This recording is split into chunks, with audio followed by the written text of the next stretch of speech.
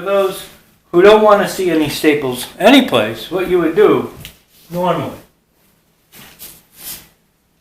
would be taking a piece of your lining. You would be laying it here, stapling it across, bending in your fabric like that on both sides. Then, once you have that done, just to give you the option, you would be taking your cardboard like this. You'd be stapling it across the top of it and then bending this, wrapping it around. And that's how you get a clean finish without any staples. Just to point that out. On this one, I'm not doing it that way, but if you like, that's certainly probably one of the best ways to do it, where you're not really getting any staples. But I'm not electing to do that. But I didn't want to confuse you by how I did it. You can do this. So just keep that in mind.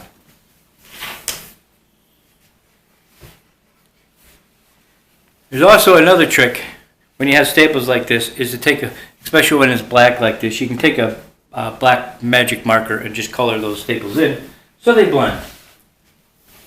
Now we're going to add our lining to the back side of this.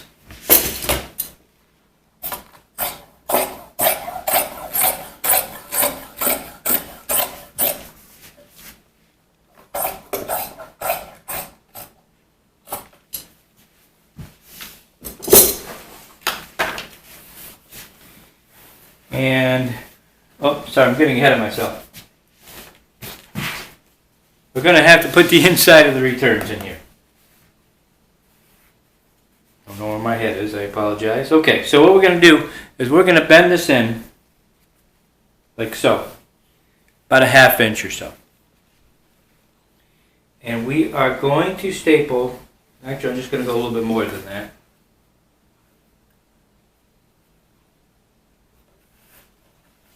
Just like that, depending on how large of a piece you've cut.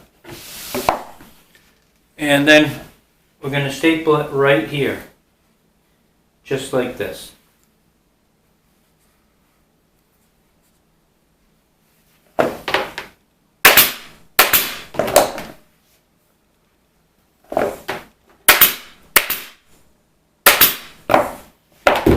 Bending in this end, like so. So that's what that looks like so far.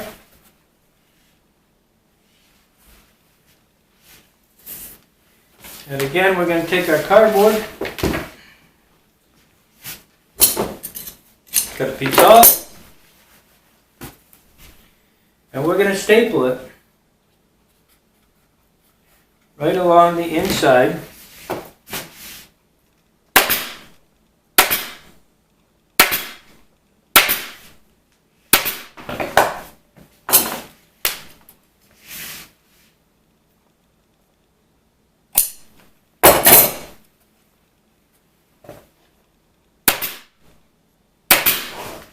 Like that.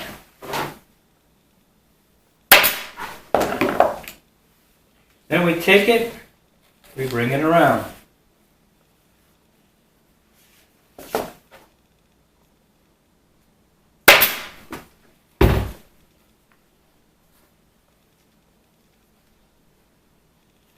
We staple it to the inside of the return. You can see that.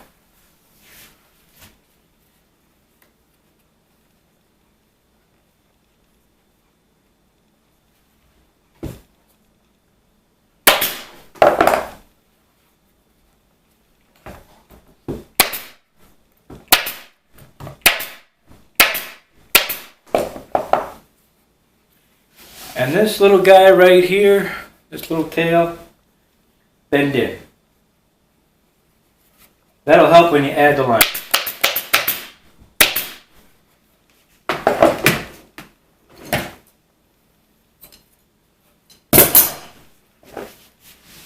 Okay, that's that end. Now we're going to do the same to the other end.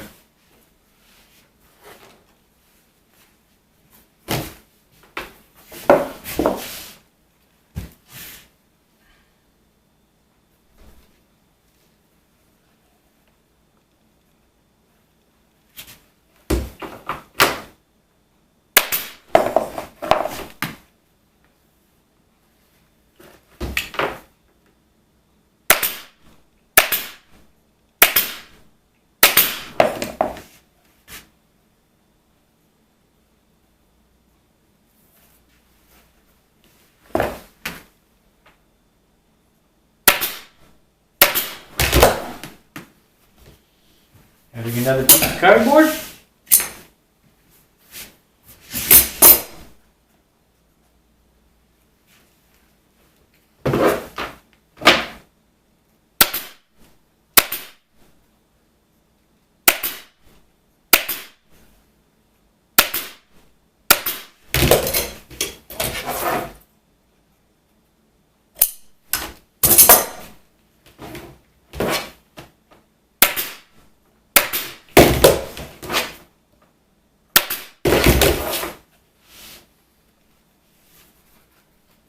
Flipping around.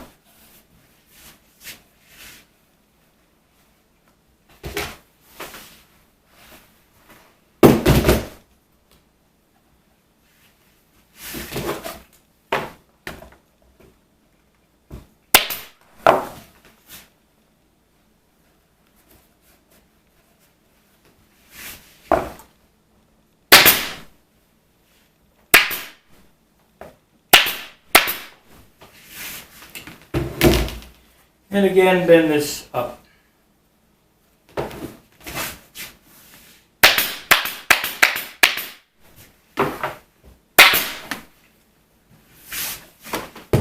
Okay, inside the returns are done.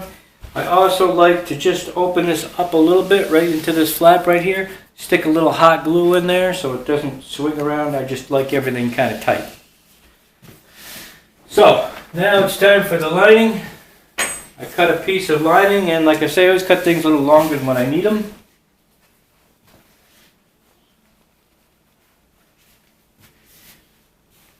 I'm going to bend this in.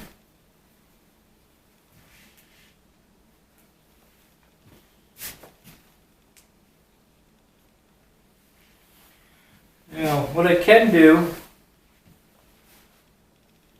if I didn't want to see any staples, is I could, again, come across this way. Matter of fact, maybe I will, just for the heck of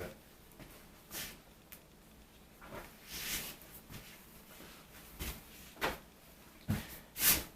Just to show you a more proper way.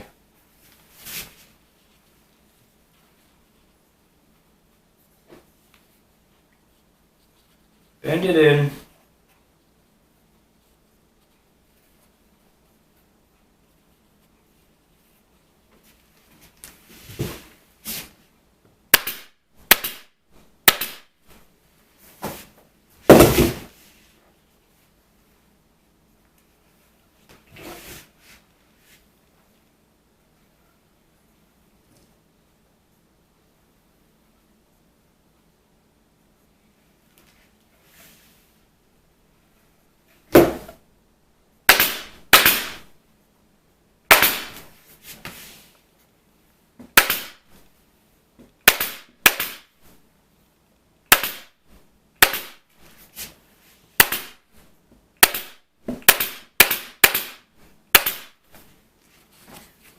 I got that stapled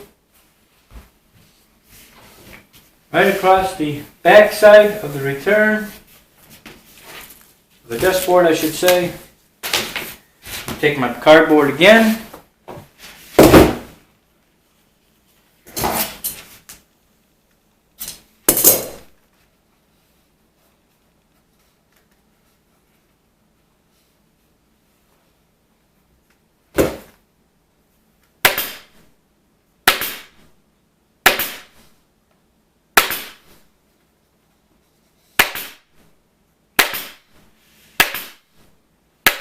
Now coming right across the top.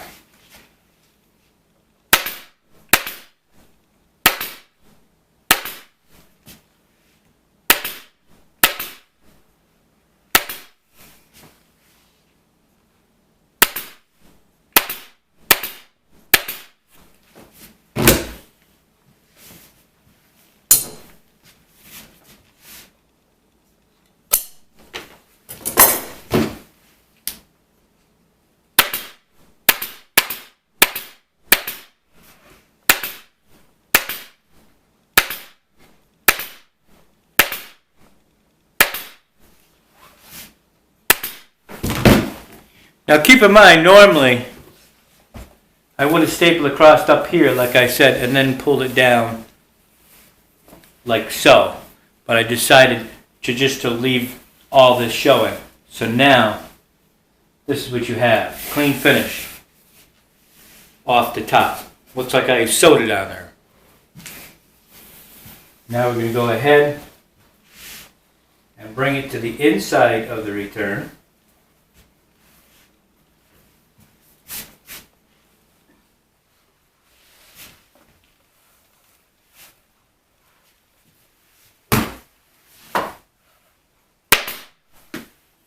I'm going to go ahead and staple this down.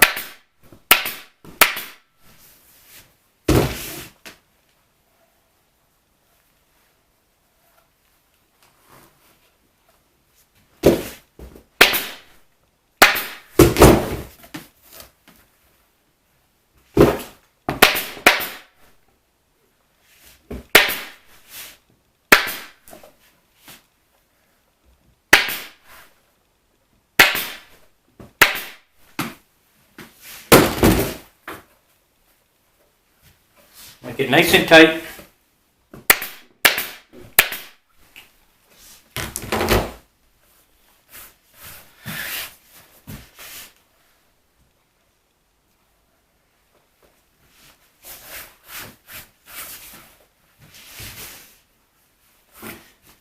Now, there's another two ways you can go ahead and do this on the bottom. First, let me cut off. First thing we do is we're going to start cutting off the excess. Be careful not to cut the fabric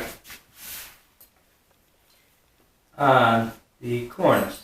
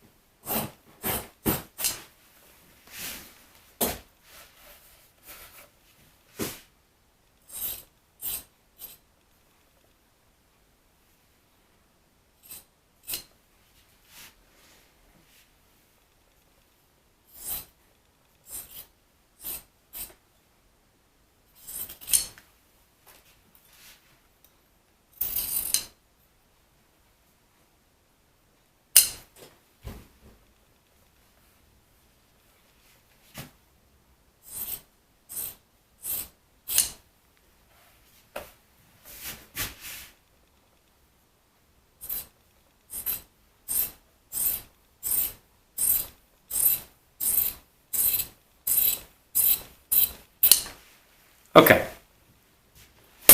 Now I've got this pretty much outlined. Now, some upholsterers will staple right along here. Just staple right along. Then they come along with a gimp. A gimp, they cut off the excess after they staple it around. Then they would take a gimp that matches the lining.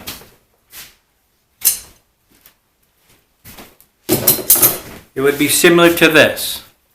And then what they would do is glue right along where the staples are so you don't see it. So that is a very good way of doing it. However, I look for gimp. I don't have any gimp, which I normally have all over the place. This being a sample, I'm not going to worry about it, but this is what I'm going to do. I'm going to glue it in, hot glue it in. So I'm going to start by hot gluing right in the edges here.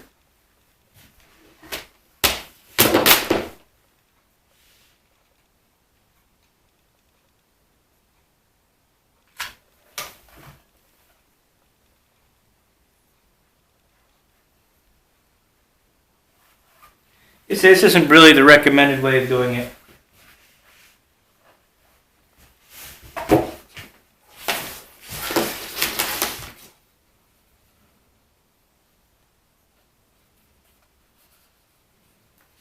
But we're going to improvise.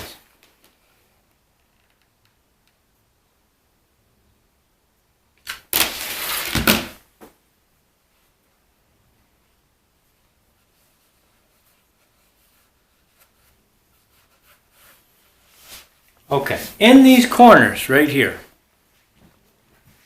the way you go about these corners is you cut on a 45. So you're splitting the difference in the corner, here and here on a 45. And just enough. And remember, we added those little pieces in there. So what we're going to do now is we're going to bring this in.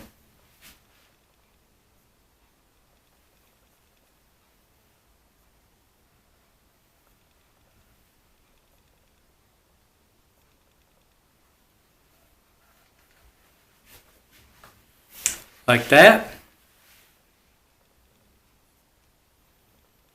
And then in like this.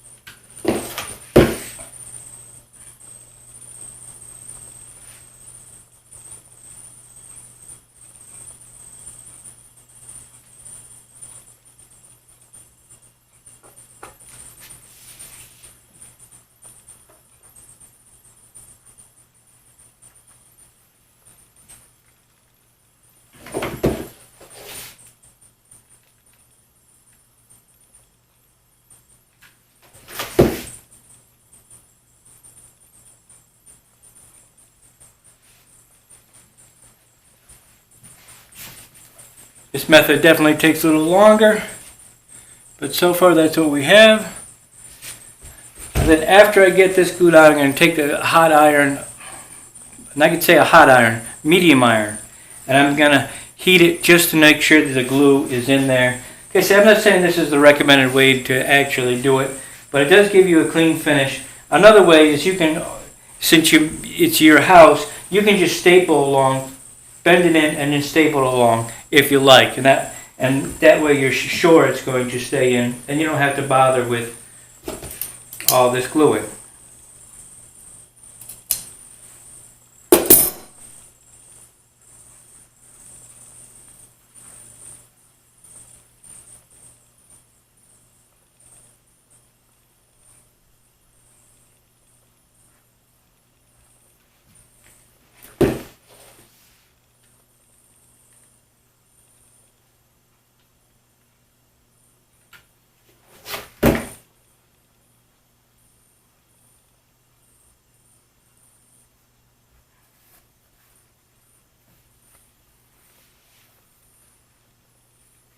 Okay, so that's what that's going to look like on the inside. I'm going to finish this and we're going to wrap up this series. Okay, so I finished the lining on the back side of it. So we'll take a good look of what this looks like right here. This is the lining on it. So everything is concealed. The only staples you really see are along here. However, there's also going to be mounting brackets up there, so it really doesn't matter. And when it's hanging on the wall, you're never really going to be able to look up there and see it. As far as the fabric, we can tell it's pretty straight across here. This braid cord looks great, top and bottom of it. And even in these corners are done well. And you don't see any of the wood throughout. So I hope you enjoyed this video. I'm hoping that you're going to be able to make your own cornices now. And I thank you for watching, and I'll catch you later.